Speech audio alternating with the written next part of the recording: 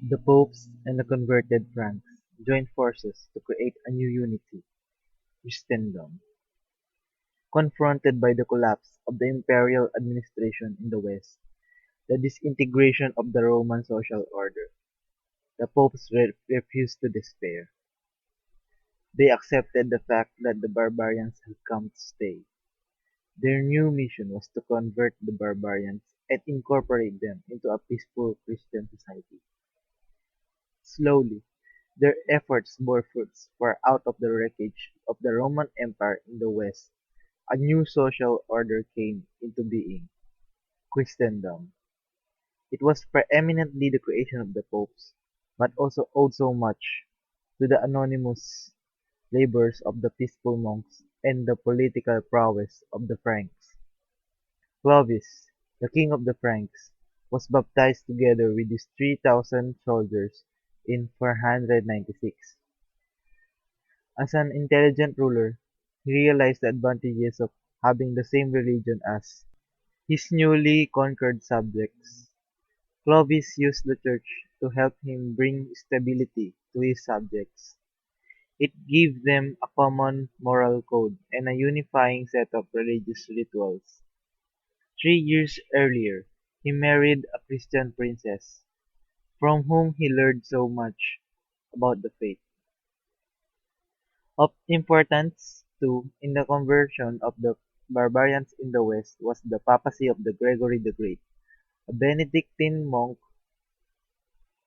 Gregory was instrumental in the conversion of the Lombard king and queen, along with a great number of their subjects, in the year 602. He began the conversion of the Anglo-Saxons by sending to Britain in the year 596 a band of Benedictine missionaries led by a Roman monk named Augustine, who became the first Archbishop of Canterbury. The conversion of the barbarians, together with their king, provided the Church with its first effective foothold in the barbarian world, and enabled it to pursue both its exterior and interior life with fruitful results. From the king, churches and monasteries received substantial gifts, donations of land, and liberal exemption from taxation, and the Pope in Italy began to be regarded as a protecting temporal monarch as well as the spiritual head of Christendom. Bishops, as landed proprietors, began to have the status of independent lords, and episcopal councils were endowed with civil, as well as ecclesiastical authority. Out of the wreckage of the Roman Empire in the West, a new social order came into being, Christendom. It was Pope Gregory the Great who laid the foundations of medieval Christendom.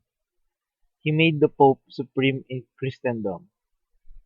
He set the papacy and the Church on a path that was to make it the predominant force in shaping a new civilization out of the ruins of the old new political and cultural and social unity called Europe. In years 590 to 604, Pope, Pope Gregory the Great established the power of the Pope as a model for the next 7 years. In alliance with the Franks and aided by the monks, his successors would continue his effort in laying the groundwork for a distinctively Christian political and social order. However, with the increase of power came the abuses and corruption. After the papacy, the most important spiritual force in making of Catholic Europe was the monks. The role of the monks is directly related to the breakdown of city life that accompanied the dissolution of the empire. Now, an agrarian economy and rural society prevailed. Their monasteries, located in the countryside, proved to be effective centers of the missionary activity among the heathen folk. The monastic movement had its biggest impact on the newly converted Celtic lands of the Far East, where it was introduced by Saint Patrick. The leaders of Celtic Christianity were abbots.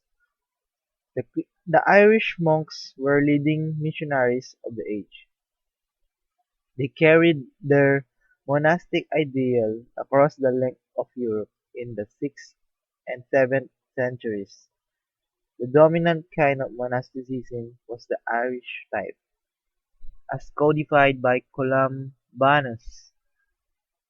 The social unit was the tribe and not the city, and so from the start of the church was organized along monastic rather than episcopal lines.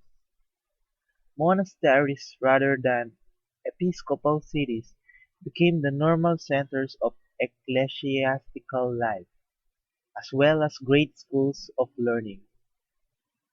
With the fall of the Roman Empire, the torch of learning in the West flickered and nearly died out. Intellectual life was practically confined to the monasteries during the seventh and eighth centuries. It was in this period that monastic life became the church's model. However, the spirituality the monks imparted was monastic and not attuned to the life in the world. It did not focus on the community dimension of the church, and its practice of mortification was very rigorous. This resulted to a split-level Christianity. Thus, there was a need for another type of monasticism, suited to the Eastern temperament. This was provided by Saint Benedict, who founded the monastery of Monte Cassino around 529. Saint Benedict was the most important figure in the monastic movement. His rule reflects the Latin genius for organization. He began the influence of monasticism in the West. The community was composed of ordinary people who lived by the motto "Ora et labora", which means prayer and work. Monasteries thus were focused on religion as the center of life, but also functioned as centers of economic and social life. This kind of monasticism clearly shows that although the monks saw the need of distancing themselves from the world and of refusing to accept uncritically the world's scales of values, they also got involved in promoting other aspects of life that are parts of the integral human development.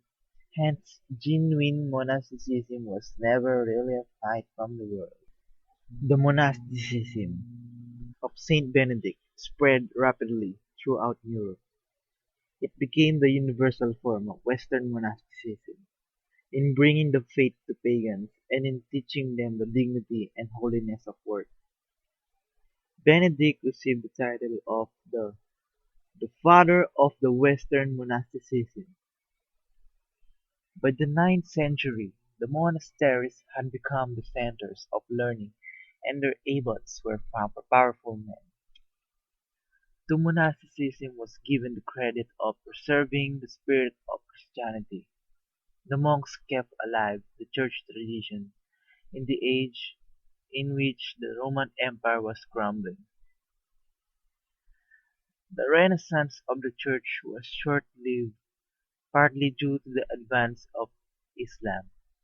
In the seventh and eighth centuries, Islam was founded and began to exert a significant influence in Asia and Europe. The Arabian tribesmen were converted into Islam.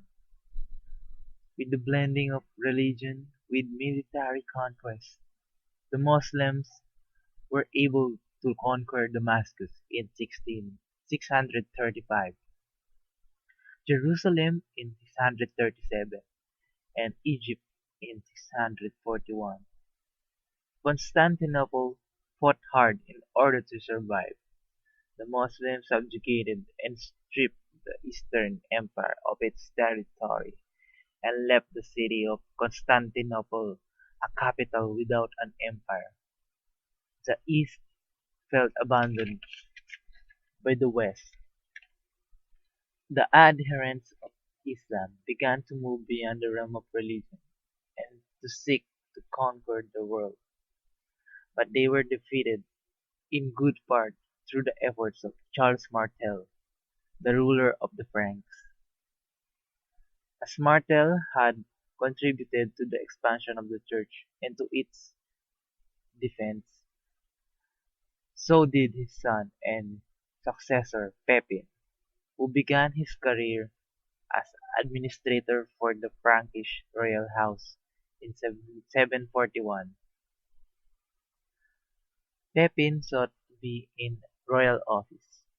However, he could become king only if his assumption of office could be legitimated.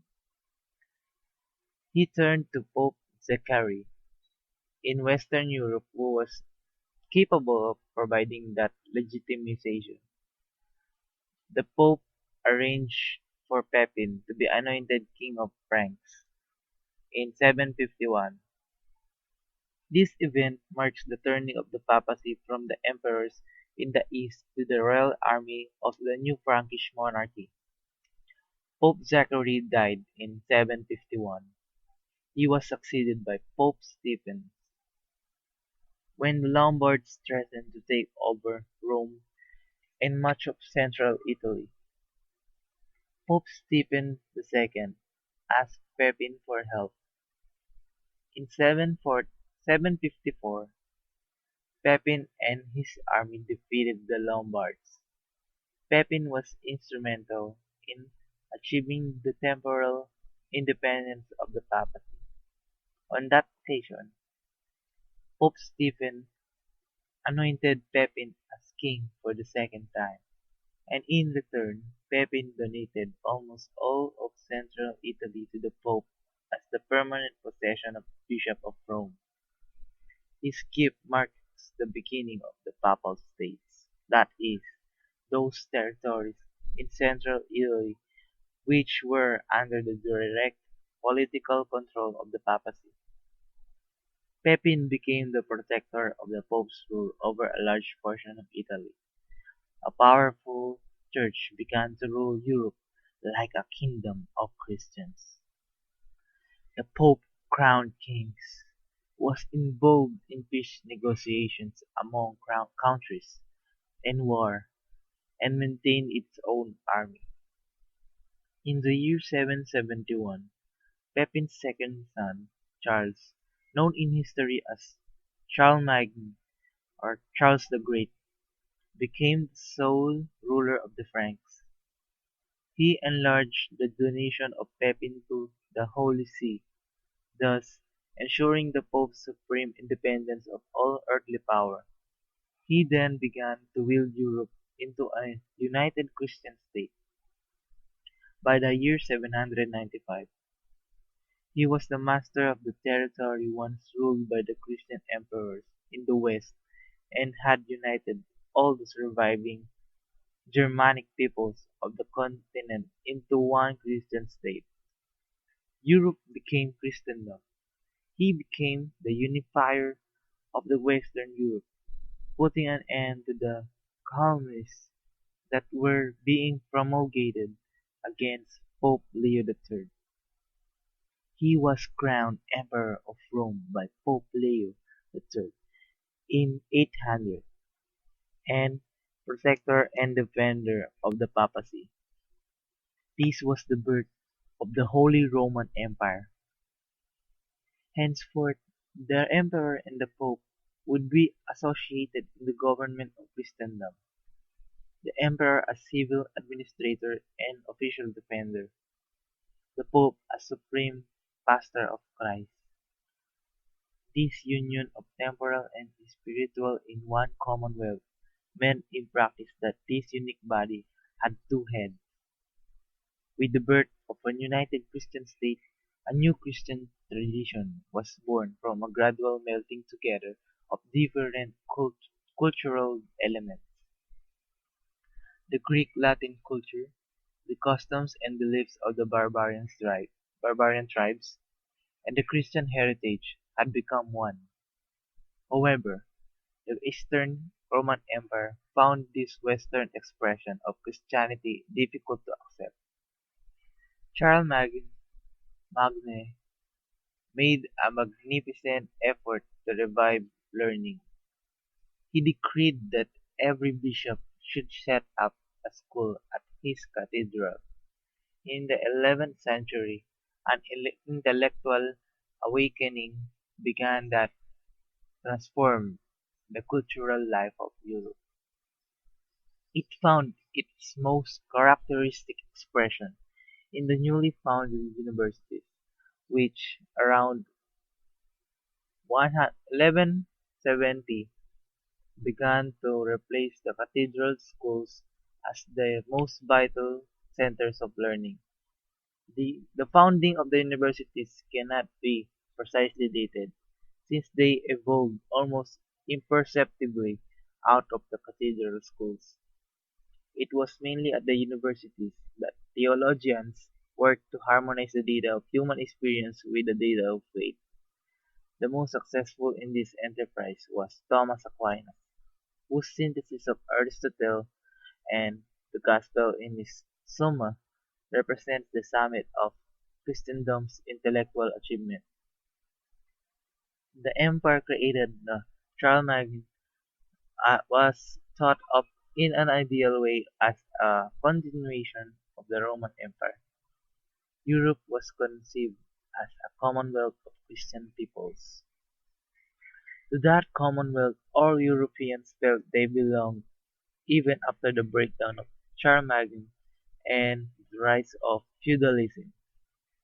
Charlemagne concerned himself with everything that affected the government of the Christian body, including matters involving the life of the Church. It was not quite what the popes had bargained for when they sealed the alliance with his father, Pepin. Charlemagne's exercise of authority over the Church was, indeed, an opposition to the long-standing papal theory about the relation of the temporal to the spiritual authority.